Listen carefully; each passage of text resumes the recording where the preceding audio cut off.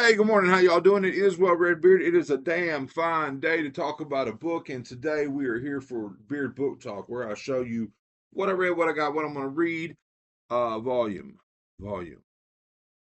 I don't know why my computer does this. Maybe some computer guru out there. I actually work in IT. I should probably know this shit, but for whatever reason, the mic defaults back to 80% on the mic. Did I just get louder? 80% on the mic every time. I don't know. And I've tried to find a way to turn that off. So now we're back at 100% on the mic. But anyway, so yeah, I mean, I had a great week reading. I got through a bunch of shit. I told you last week though that I was I was close on like three books. But I think I ended up finishing like maybe four book. I think, yeah, I think maybe actually I might have finished like five books. So I'm trying to get them out here to show you. But I did the remaking by Clay McLeod Chapman in audio. It was all right. I mean, I gave it 3 stars. It's a low 3 stars for me. Well, it's a 3 stars. Well, whatever. Anyway, but this is my third McLeod Chapman read. So yeah, my favorite of his so far I think has been Ghost Eaters. I think I like that one a little bit more than the newest one, the Wake Up and Open Your Eyes or whatever. This one, I believe, now I could be wrong about this. I believe it was his first adult horror novel. Like I think before this, he wrote a bunch of YA stuff, but that's a loose understanding there for sure. I finished All the Light We Cannot See. This is my 11th or so Pulitzer winning book.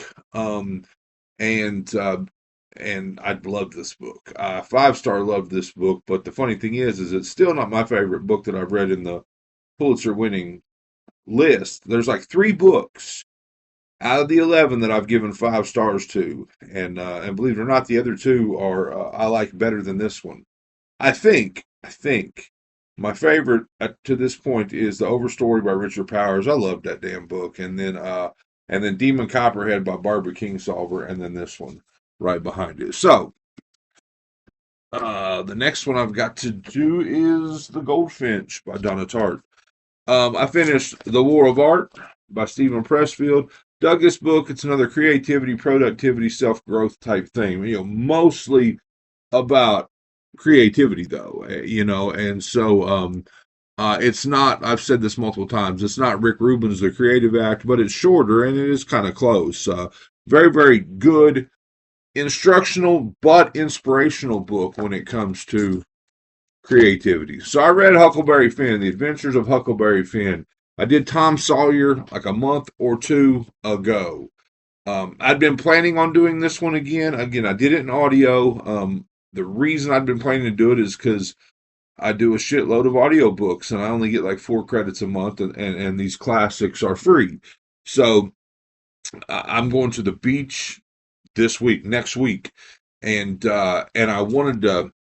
Usually, like I'll burn through my credits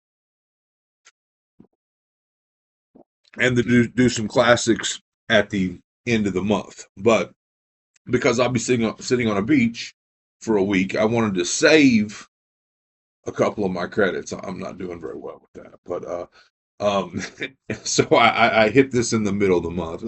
I didn't like this book. Like, I mean, I didn't hate this book, but like, I didn't like it anywhere near as much as I like Tom Sawyer, and I didn't love Tom Sawyer.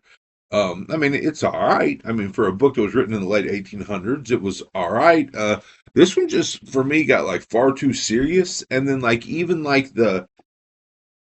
because I feel like with Tom Sawyer, you got a bunch of shenanigans, right, that lead up to one major plot point of murder and grave robbing, and then getting lost in the cave and that type stuff. And this one, it just like for me, there wasn't really any like huge payoff like there was in Tom Sawyer. I don't know.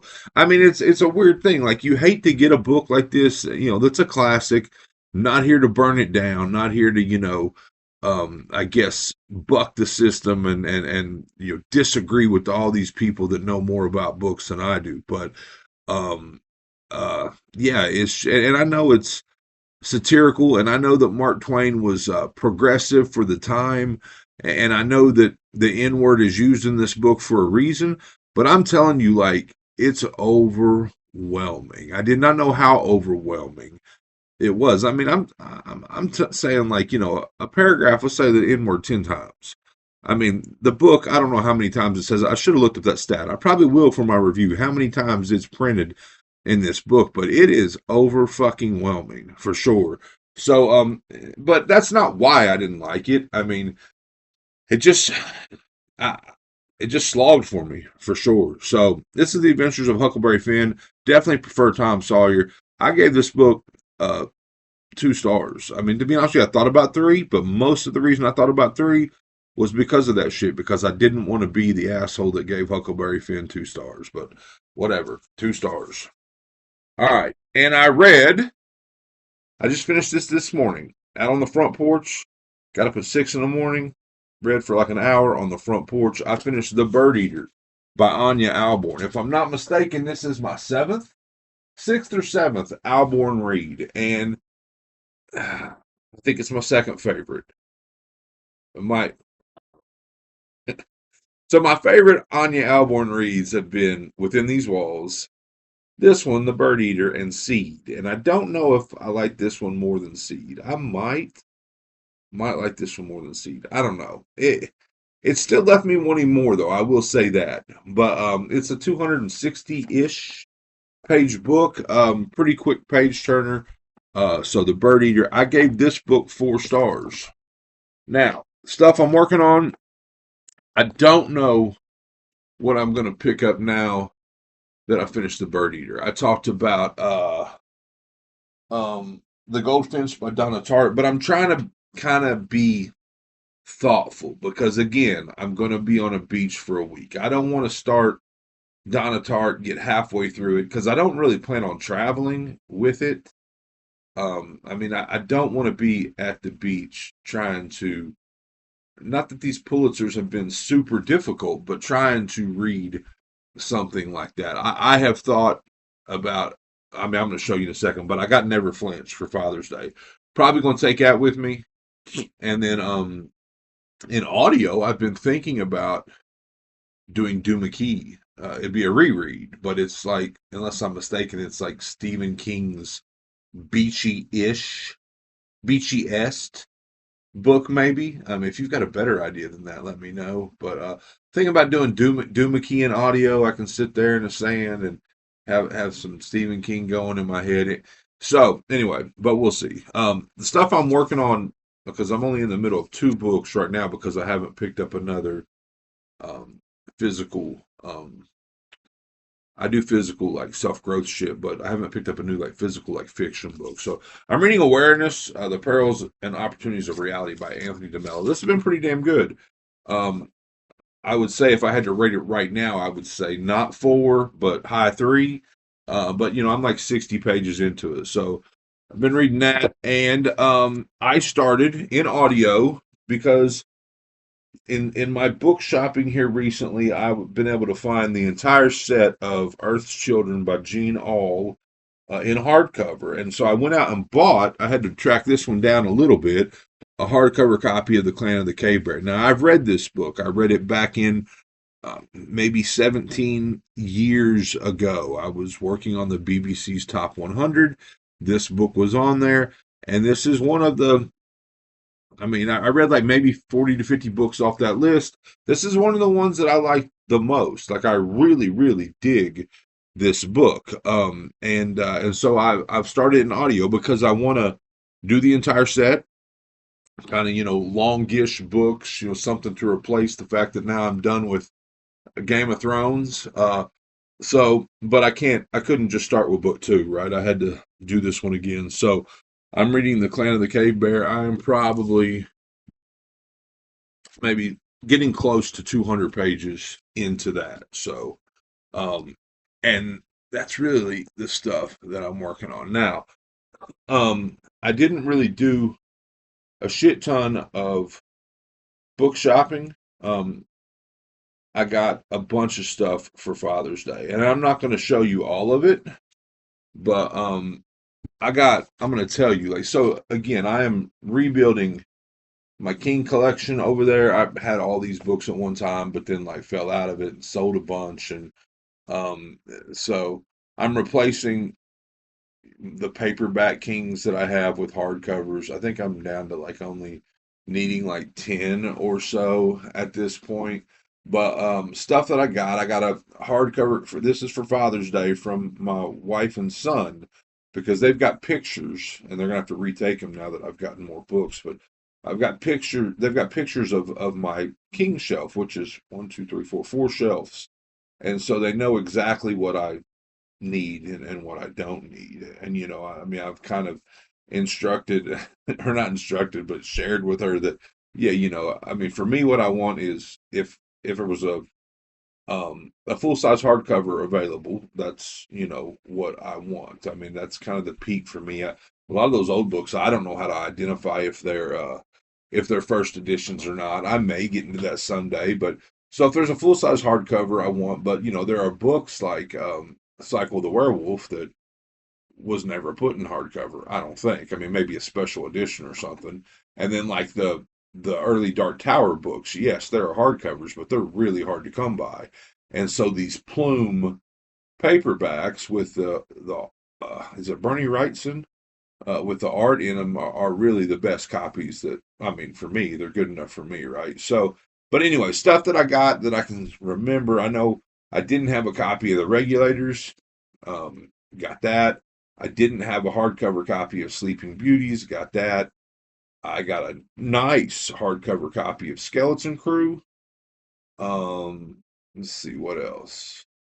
I got a hardcover copy of The Outsider. Just had a paperback for whatever reason. Somewhere along the line, I lost or sold my copy of Dolores Claiborne. I got a hardcover copy of that. That might be it. I also got a hardcover copy of Under the Dome. So some that I still need is like I need 11/22/63. I've only got a paperback of Billy Summers. I still need a copy of Doctor Sleep. Uh, anyways, but it's coming together, pretty quickly. So, and then I also told her about how, okay, so some of these books I have book club editions of, and the goal is to replace with full size hardcovers. And I was able to do that at a half price books this weekend. I found this full size hardcover of Night Shift. So I had a book club, and I'll sell that now and keep the full size hardcover. My daughter and I've been waiting, right? Because like normally when a new King hits the shelves, I pretty much just go ahead and grab that, right? But I knew Father's Day was coming, and so my daughter got me Never Flinch, so I'll be getting into this. One other one that my wife and son got me that I want to show you is I didn't have a hardcover copy of The Shining, and this is not like the original hardcover, right? The white cover with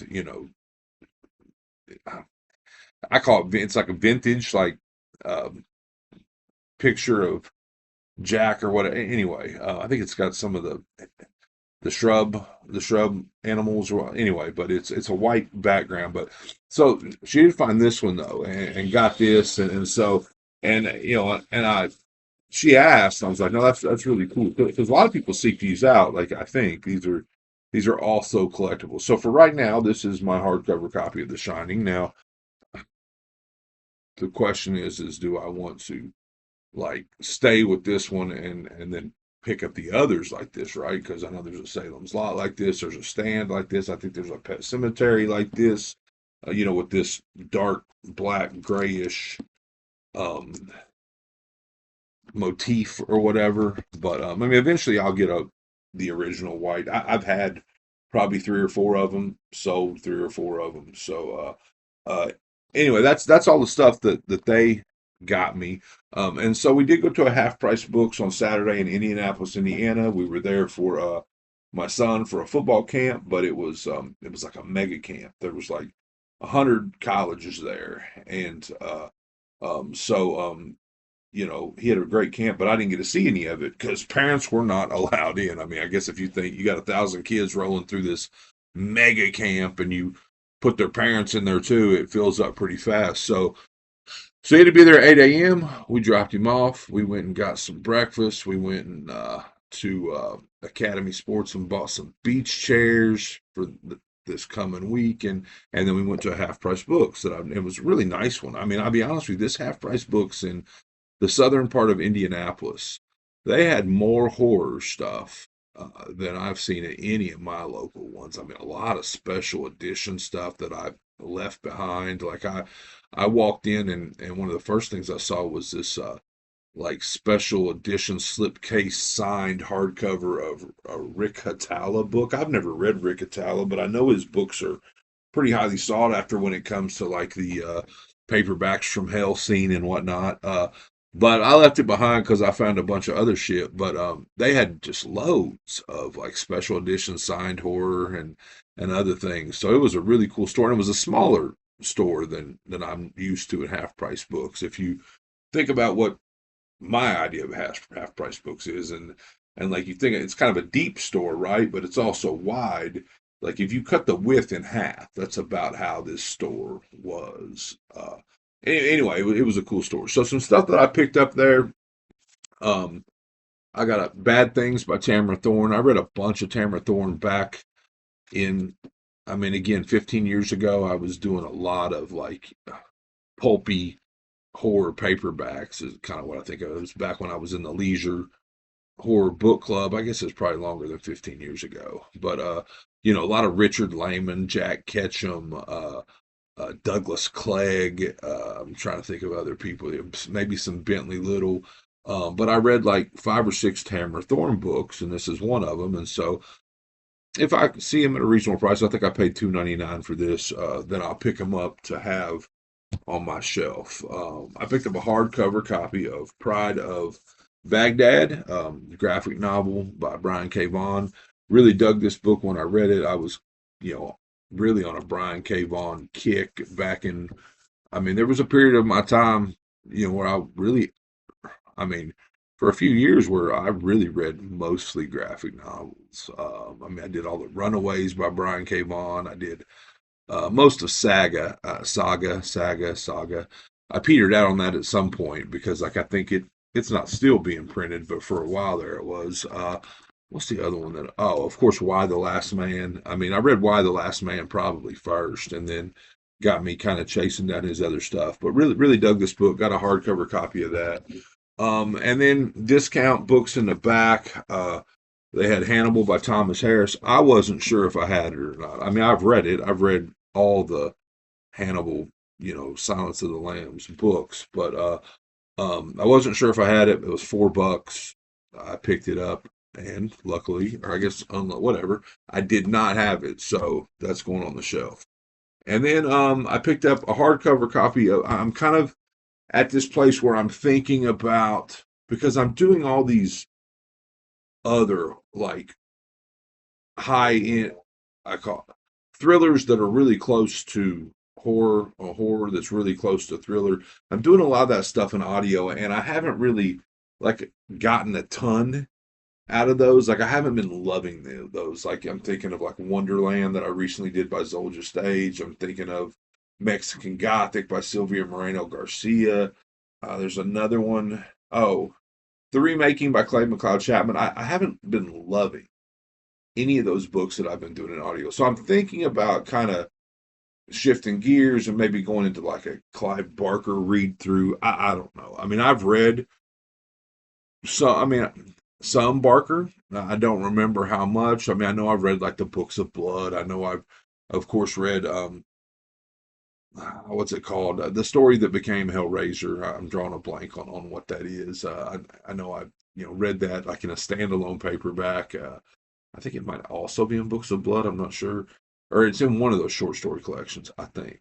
Um, uh, and then I think I did some other books of his. But anyway, so when I see a hardcover copy of his at a reasonable price, I've been grabbing them. I got The Thief of Always. It's a cool ass cover by Clive Barker. So we'll be reading that one pretty soon. I mean, that is a cool ass dust jacket. I mean, it almost looks like it's a special edition, but I do not think it is. It's just by HarperCollins.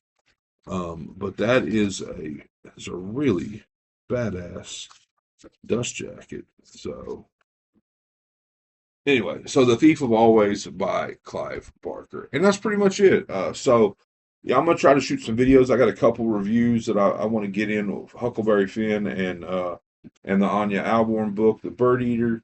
But kind of slowing down, focusing on wrapping some things up here, getting all the household shit done that I need to get done before I disappear for a week. So I'll be stepping away from this somewhat, for a little bit, but then trying to come back and get back on it. So anyway, I appreciate you being here. I hope you enjoyed it. I hope you're enjoying all your books, all of them, as much as I am. If not, you're reading the wrong damn books.